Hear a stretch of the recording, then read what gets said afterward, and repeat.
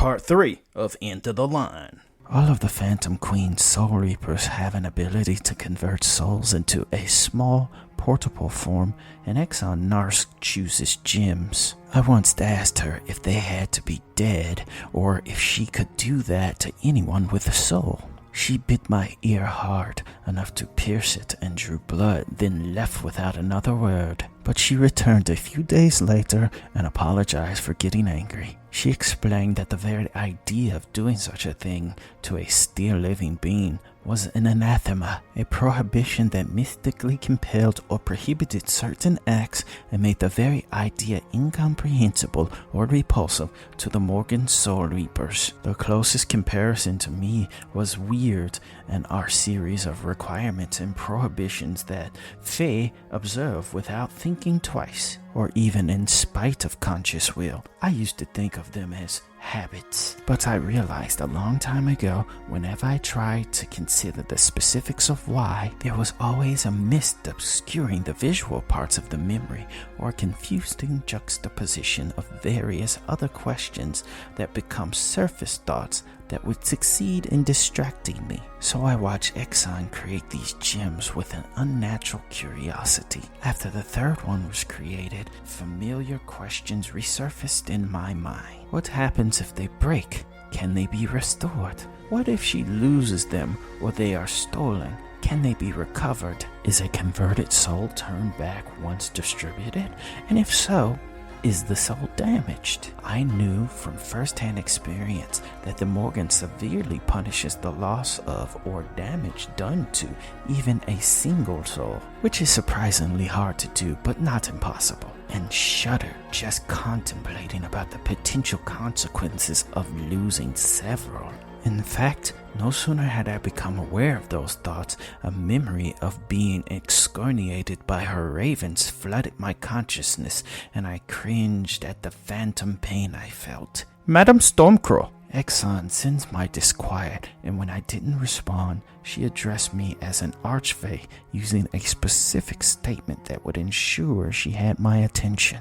Madam Archfey Anara the Stormcrow, I want to request a favor. The visual and tactile sensations that accompanied the memory I was reliving immediately disintegrated. Please don't. The pitch of my voice raised slightly to project the sincerity of my plea, as I knew a bizarre request was imminent. I have no idea how long my attention will be monopolized here. You think that I have beautiful fur, yes? She asked. Yes, Soul Reaper Exxon Narsk, you have an exquisite pelt. If she was just fishing for a compliment, I would oblige. Although, beauty is a subjective standard as a fae. I could not knowingly lie outright, and she knew that. Despite her almost skeletal-looking frame, Exxon's fur was very beautiful.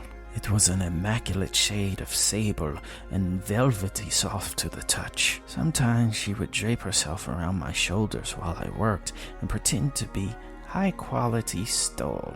I've been getting mats in my fur lately, so Zinni said you could make a tonic for that. Are you kidding me? I turned from watching the hobgoblin carry the injured woman to the cart to stare at Exxon in disbelief. You're asking me for a hair-cleansing tonic as a favor right now. You're getting ahead of yourself, but since you bring it up, do you have some right now, and does it work on fur? I sighed audibly. I knew I would balk at whatever her request is going to be, which is why her initial request is something outrageous, so that her real request seems reasonable by comparison.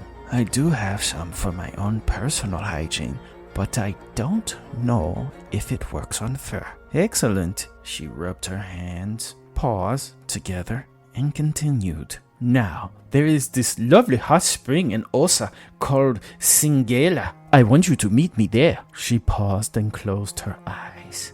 I knew she was observing a specific occurrence in the future, and I turned back to survey the scene. 9 days from today, at 1:30, bring your cleansing and purifying oils and tonics and so forth for us to enjoy an afternoon, and we will find out if it works on fur as well. In exchange, I will give you the blessing of accelerated movement just before I leave. Agadion, Exxon Narsk, Soltic of Tolazo, and Soul Reaper of the Morgan? There is a notable obstacle I will have to overcome to fulfill your request, and your exchange offer is insufficient. I pointed down to the boots given to me by Silver Keyline, a former adventuring associate whom Exxon had met once. And unsurprisingly, they got along like fire and water. I forgot about those, but what's this obstacle, Madam Archfey Anara the Stormcrow? I have never been to Osa, and I do not possess a key to Arborea.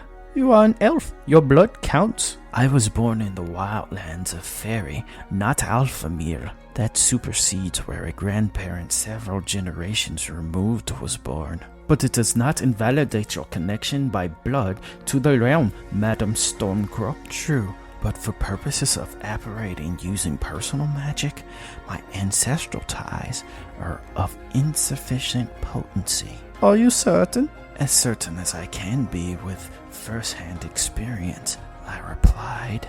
Do tell. Exxon seemed rather curious. I smiled, unseen behind my mask. To fulfill your request within the designated time, I would have to successfully position the Weather Weaver to borrow a certain object from her possession. That should not be a problem. Madame Vivevari is your mother, yes? Exxon replied. I have a very amicable relationship with my mother. That does not mean she freely indulges any and all requests I would ask of her.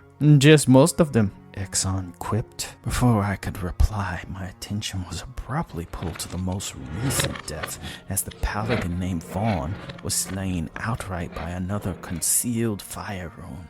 Exxon scampered down to collect a soul, and I observed the cloaked attacker positioning himself in preparation of an ambush. Only the hobgoblin, the dying woman, the unconscious but medically stabilized Kinku, and the gnome remained as Exxon returned to my observation post and scurried up the length of my body to perch on my right shoulder. It's time for me to depart. She snaked under my chin to move to my left shoulder and whispered into my left ear. 9 days, Madam Stormcrow, and I will owe you a favor later. If my mother is willing to bargain for her key, I will meet you as stipulated.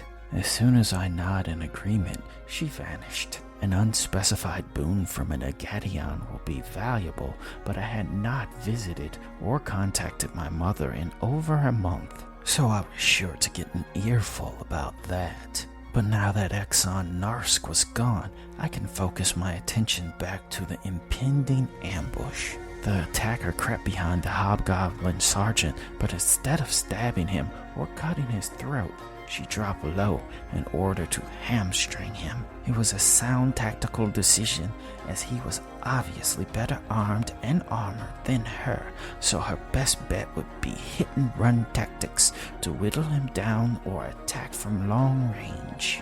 As the dagger bit into the back of his left leg, he fell to his right shoulder. The assailant kicked him in the head and knocked his helmet askew as he rolled to the side, blindly firing his crossbow. He caught his attacker in the right side of the chest. She yanked out the bow, tearing flesh in the process, but she outran the armored hobgoblin, disappearing between houses as he staggered up to his feet. Once more, I tasted her rage, and I idly wondered if she was a born berserker. Stormcrow!